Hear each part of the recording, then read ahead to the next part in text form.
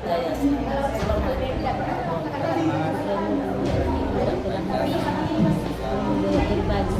Berbagi ilmunya seperti telah sebagai narasumber di WhatsApp. Saya juga rekan kerja dari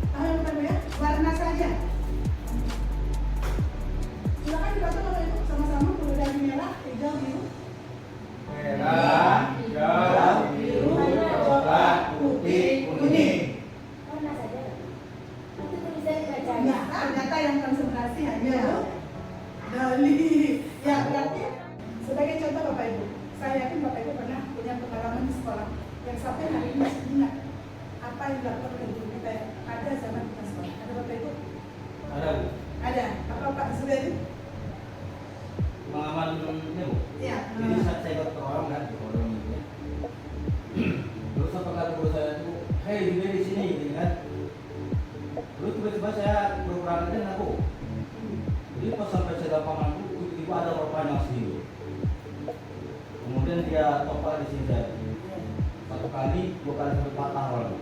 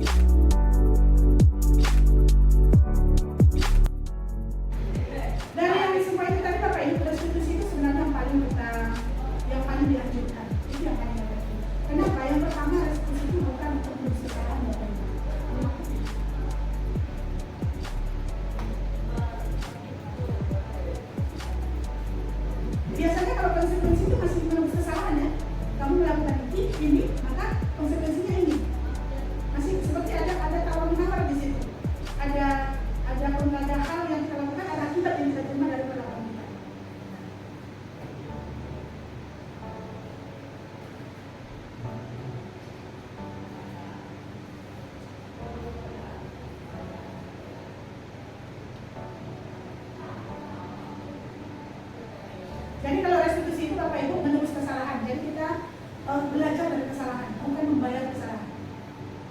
Belajar dari kesalahan bukan untuk membayar kesalahan. Artinya kalau hukuman tadi jelas membayar, konsekuensi jelas membayar, tetapi restitusi itu dia belajar dari kesalahan. Bagaimana kita menggali potensi anak? Karena anak sebenarnya dia tahu kalau dia salah Bapak Ibu. Nggak usah kita sebutkan, dia tahu dia salah. Dan dia pasti punya tujuan melakukan itu. Ini yang harus kita dalam. Yang kedua Bapak Ibu, restitusi itu sebenarnya memperbaiki hubungan kita dengan korban atau siapa pun itu memperbaiki semua. Kenapa? Karena kita kan menggali nilai positif dalam hidup. Dan dia pun akan berkata, kok saya tidak bijak, saya tidak mengatakan begini. Tapi begitu Bapak itu mengerti saya nih, pengen tahu yang terjadi dengan saya. Tapi kadang ego kita sebagai guru ya, saya juga seperti itu kadang-kadang Bapak Ibu. Sebelum saya mengenali program ini, guru kita ini saya seperti itu. Kalau anak-anak saya gurunya masa dia yang ngatur saya, ya kan? Tetapi ternyata tidak seperti itu Bapak. Karena tujuan kita manusia. Yang ketiga, restitusi itu bukan adalah tawaran, bukan paksaan. Kalau kira-kira konsekuensi tadi masih paksaan nggak Bapak Ibu? Masih, ya kan? Masih. Tapi restitusi itu bukan paksaan. Dia yang tahu, dia menyadari kesalahannya, dia memilih solusinya, dia memilih akibatnya apa yang akan terjadi. Yang keempat Bapak Ibu, restitusi juga menuntut kita untuk melihat ke dalam diri. Jadi menuntut kita melihat ke dalam diri anak sebenarnya tak butuh apa. Dari 5 kebutuhan dasar tadi apa yang tidak terpenuhi dari dia. Kalau kita sudah tahu, kita tahu bagaimana memenuhinya. Ketika anak diberi kepercayaan, ketika anak merasa kalau dia dihargai, maka dia akan ikhlas menuruti apapun yang kita sampaikan. Berikutnya Bapak Ibu, mencari kebutuhan dasar yang mendasari tindakan. Ini yang saya katakan tadi. Tidak ada satupun tindakan di dunia ini tanpa tujuan. Bahkan Bapak Ibu duduk di sini kalau ada tujuannya kan? Pasti ada. Kita tidur pasti ada tujuannya, atau kita menolak teman kita minta tolong pasti ada tujuannya juga. Begitu juga dengan anak. Apapun yang dilakukan anak pasti ada tujuannya. Nah ini yang harus kita tahu dulu. Berikutnya Bapak Ibu, kenapa dikatakan restitusi ini adalah cara yang paling baik? Cara yang paling baik karena di sini kita melihat anak kita, membuat anak memahami dirinya salah, mengetahui dirinya salah, dan memecahkan masalahnya sendiri. Kita hanya menuntun dia. Jadi kita harus sampaikan. Ada makanya di situ ada nanti kita memvalidasi dia, kita juga nanti memberikan dia refleksi juga nanti. Yang berikutnya Bapak Ibu, fokus pada karakter bukan tindakan. Nah kalau hukuman kira-kira karakternya atau tindakannya Bapak Ibu? Tindakan. Sementara kita kan mendidik karakternya. Jadi kira-kira Bapak Ibu hukuman itu masih penting nggak sebenarnya? Kalau dari ini, dari materi ini, ya, tidak penting sebenarnya. Tapi bagaimana kita memahami anak supaya karakternya kuat. Tidak lagi dipaksakan. Atau jangan-jangan Bapak Ibu kita yang tidak terpenuhi pada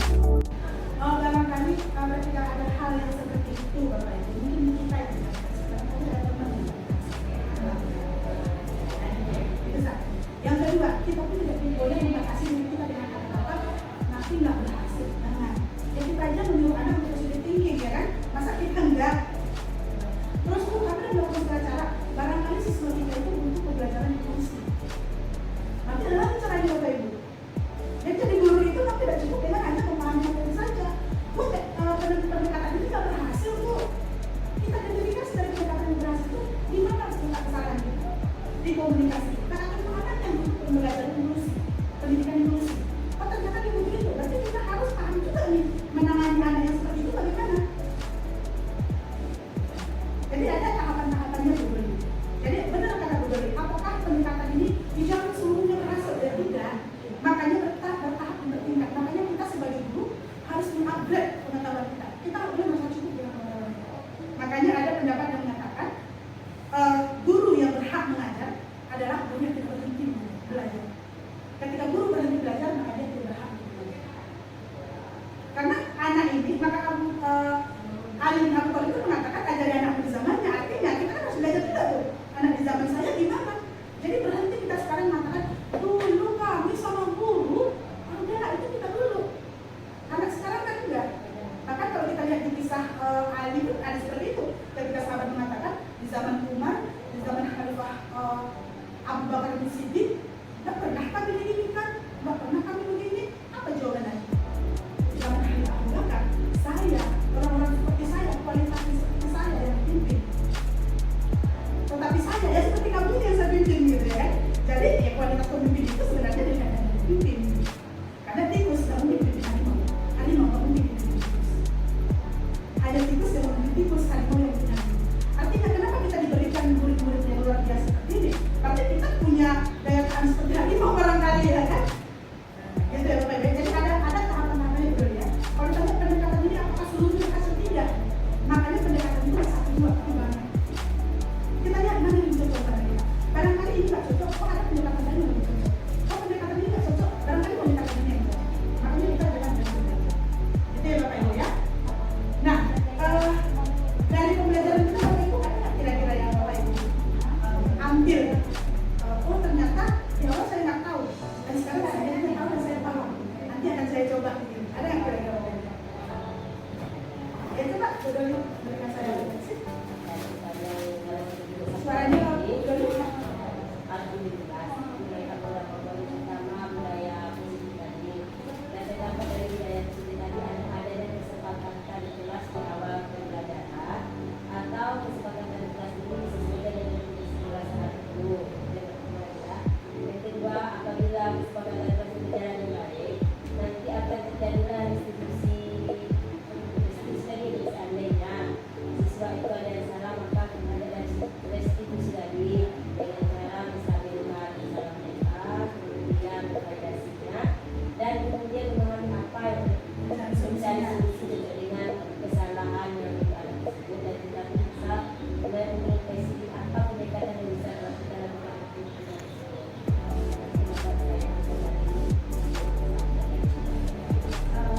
kira-kira akan ada yang Ibu kerjakan nggak nanti? seolah berdasarkan dari itu membuka penelitian saya sempat mencoba apa yang saya pelajari. Keren ya, luar biasa. Memang paradigma itu yang harus dilakukan Bapak Ibu ya. Ada lagi Bapak Ibu yang memberikan refleksi yang awal tidak tahu terus tahu, pas ini kita nggak segera tahu. Ada Bapak Ibu? Cuma 1 orang ini yang ngasih refleksi. Pak Zubairi? Oh mana? Tapi yang paling tidak sampai saya ini dari 52 siswa ya. 50 dasar manusia. Ya manusia. Ya termasuk kita sebenarnya. Yang pertama yang paling biasa bagi saya menemukan kasih sayang. Mulai anak mungkin kekurangan saya untuk mendapatkan dalam belajar. Yang pertama mungkin kesepakatan kelas di awal semester. Pak Wahyudi ada?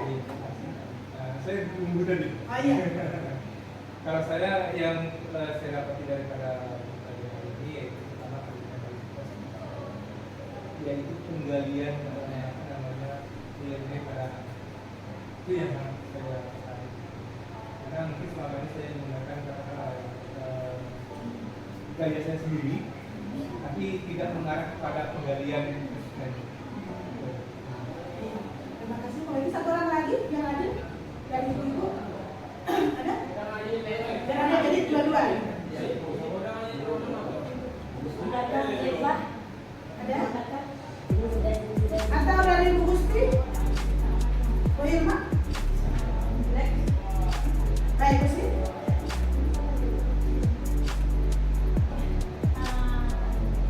sama seperti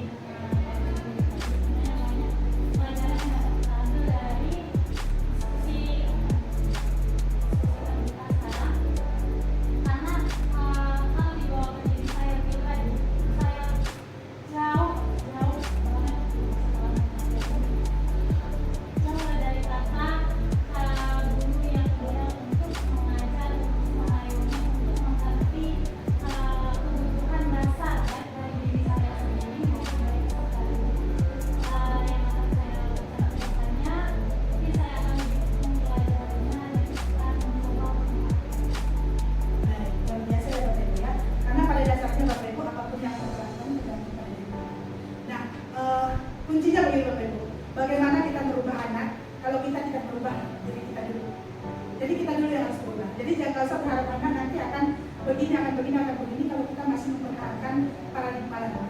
Mari sama-sama berubah seperti kata pepatah tadi ya, bahwa guru yang berhak mengajar adalah guru yang tidak berhenti belajar. Ketika guru berhenti belajar, maka berhenti juga lah belajar. Karena kamu hanya akan mengajari materi di anakmu, tapi kamu tidak mendidik dia secara akademis. Nah, itu. Kita tidak akan bisa masukkan kebajikan dari dia.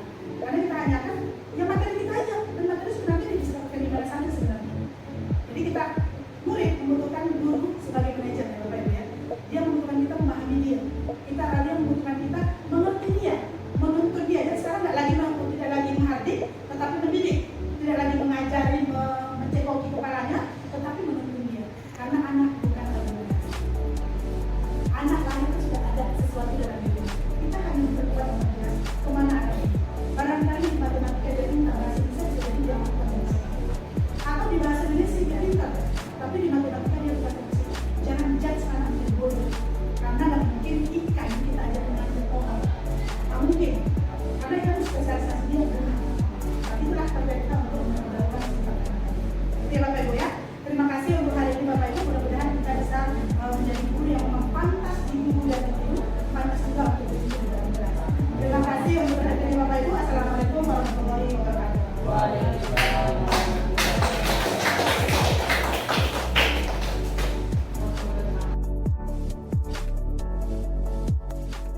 Assalamualaikum warahmatullahi wabarakatuh.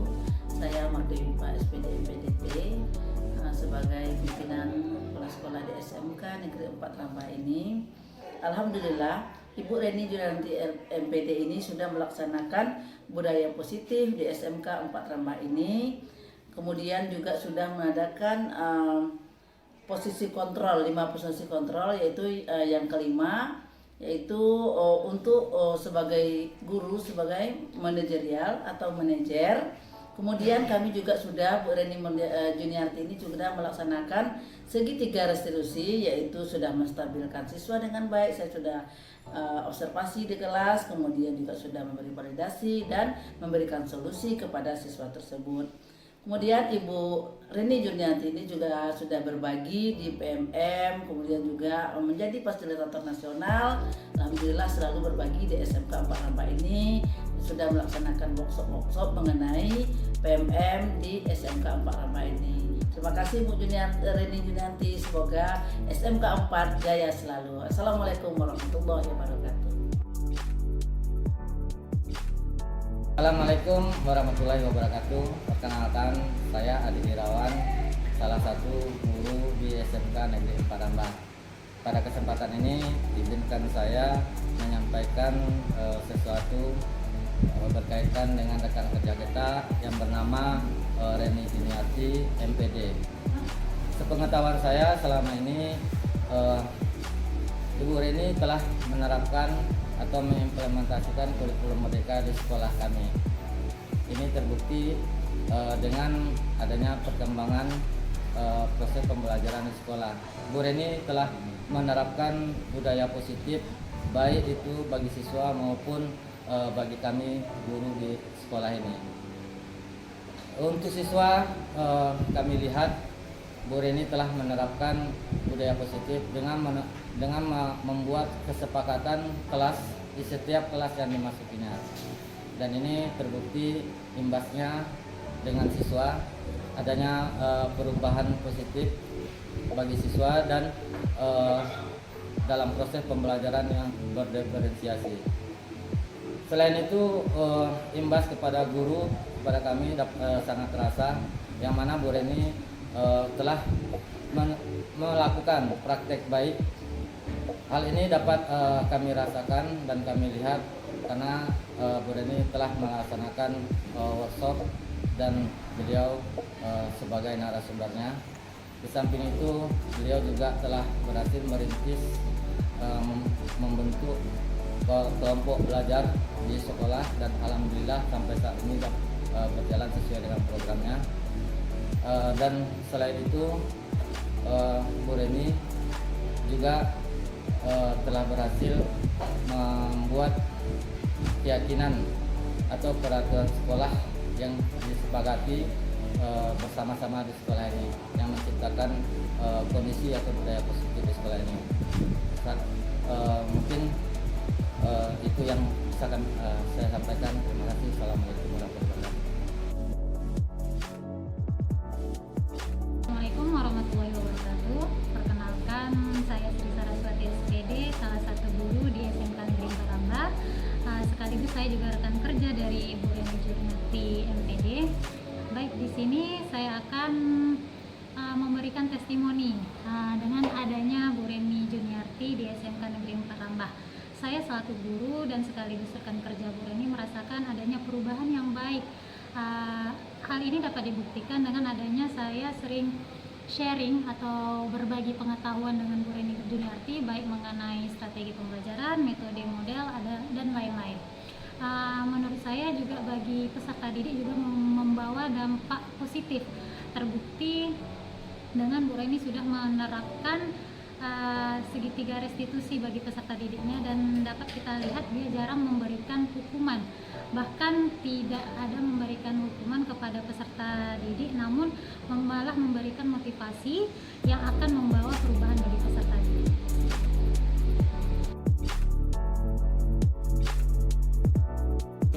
Assalamualaikum warahmatullahi wabarakatuh. Saya Wendri Doli MPD, rekan kerja dari Ibu Reni Juniarti MPD. Saya mengajar mata pelajaran matematika di SMK Negeri Parambah. Pendapat saya tentang Ibu Reni Juniarti sebagai guru pengajar praktik atau guru penggerak di SMK Parambah ini, yang saya rasakan saat ini, beliau telah banyak kontribusinya di sekolah kami. Seperti beliau telah memperkasai terbentuknya komunitas belajar. Kemudian beliau juga telah membuat sebuah literasi dan aksi di sekolah SMK Negeri Parambah. Selain itu, Ibu Reni Juniarti juga telah melakukan segitiga restitusi terhadap siswanya, di mana saya lihat Ibu Reni jarang memberikan hukuman pada siswanya, tetapi siswanya juga taat dan patuh terhadap kesepakatan kedisiplinan yang telah mereka buat. Selain itu, Ibu Reni Juniarti juga telah berbagi ilmunya, seperti telah sebagai narasumber di workshop di SMK Negeri Parambah yang dihadiri oleh semua majelis guru di sekolah kami. Jadi saya rasa sebagai guru penggerak, Ibu Reni Juniarti telah banyak kontribusinya untuk inovasi di SMK Negeri Parambah. Saya sebagai rekannya hanya itu yang dapat saya sampaikan. Sebelumnya saya ucapkan terima kasih untuk Ibu Reni Juniarti MPD. Assalamualaikum warahmatullahi wabarakatuh. Assalamualaikum warahmatullahi wabarakatuh.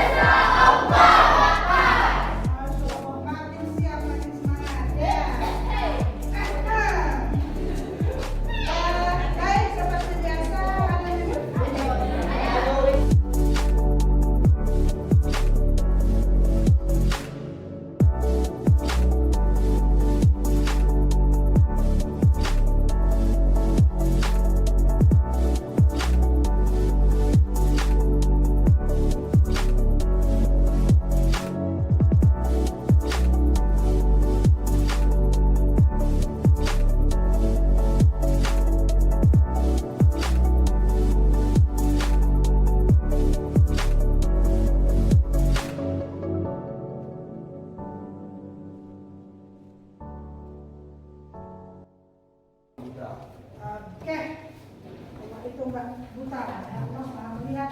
Allah tahu apa yang kita butuhkan, makanya Dia tidak memenuhi apa yang kita inginkan, tetapi memberikan apa yang kita butuhkan. Betul?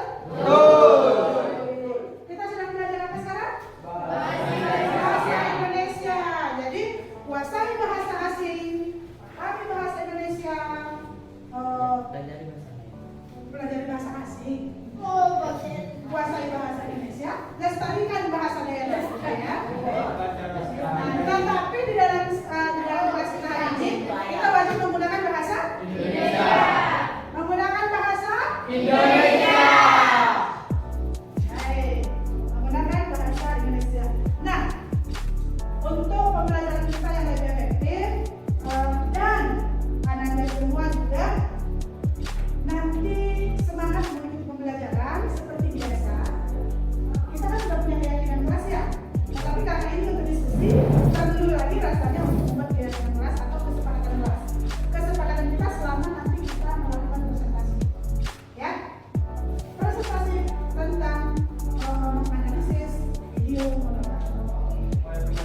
Iya, kan sudah kemarin kan? Tapi nggak satu kelompok tuh. Kalau yang lain punya? Ada, ya. Nggak usah pasang senyum manis ya. Tugas tetap tugas sayang. Kenapa belum selesai? Kan ada waktunya sama ya. Waktunya sama, teman selesai. Tapi ada teman yang nggak selesai, itu yang nggak selesai.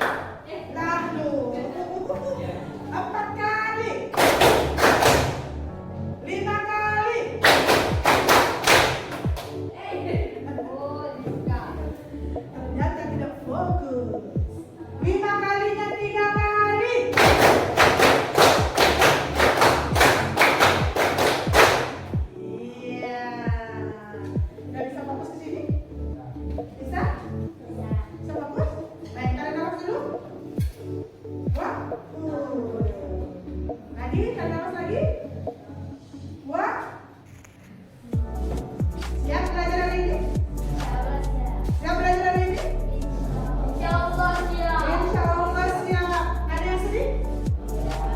Enggak, yakin? Mana ketawanya? Mana ketawanya? Tertawa 1 kali, 2 kali, 3 kali, lebih dari 4 kali.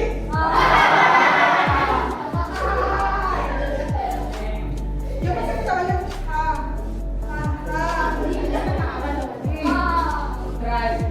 Ada yang marah hari ini? Ada? Tidak, please. Ada yang ngambek hari ini? Waduh, kenapa ngambek? Pintar, lebih kejam daripada tidur. Oh, nggak ngambek? Tepuk tangan dulu Bu Fatma. Baik, silakan buat satu kesepakatan kelas di kertasnya ya. 1 kesempatan kelas. Waktunya hanya 1 menit. Makanya kamu sekarang 1. Iya dong, masa belum dong.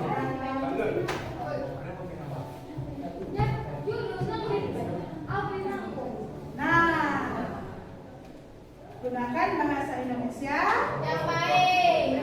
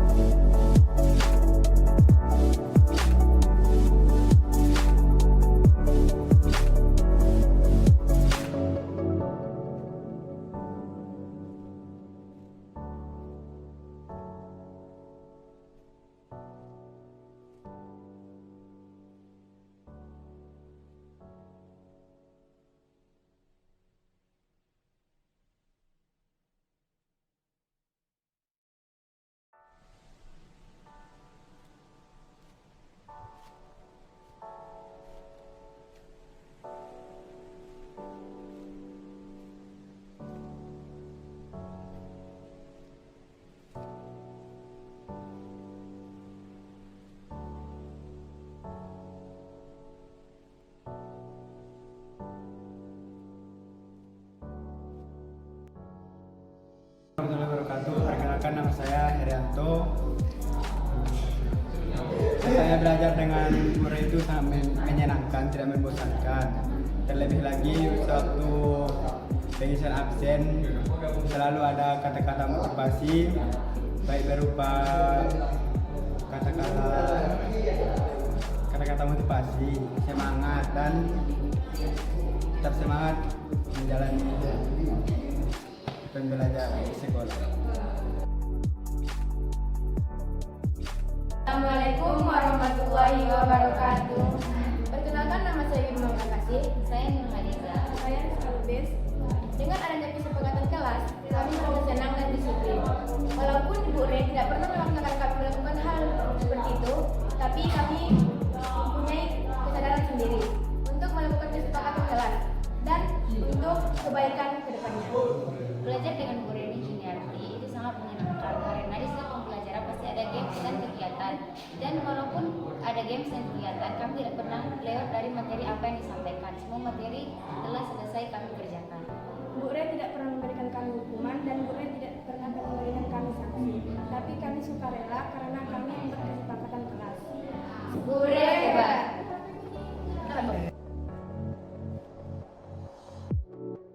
Assalamualaikum warahmatullahi wabarakatuh. Perkenalkan, nama saya Cinta. Perkenalkan, nama saya Selvi. Perkenalkan, nama saya Dinatul Zahra. Kami dari teman kelas 10 SDB ingin mengungkapkan perasaan bagaimana belajar dengan Bu Re. Kalau Cinta belajar dengan Bu Re itu menilai dari cara mengajarnya. Awal masuk tuh dinasihatin dulu, baru dikasih pelajaran.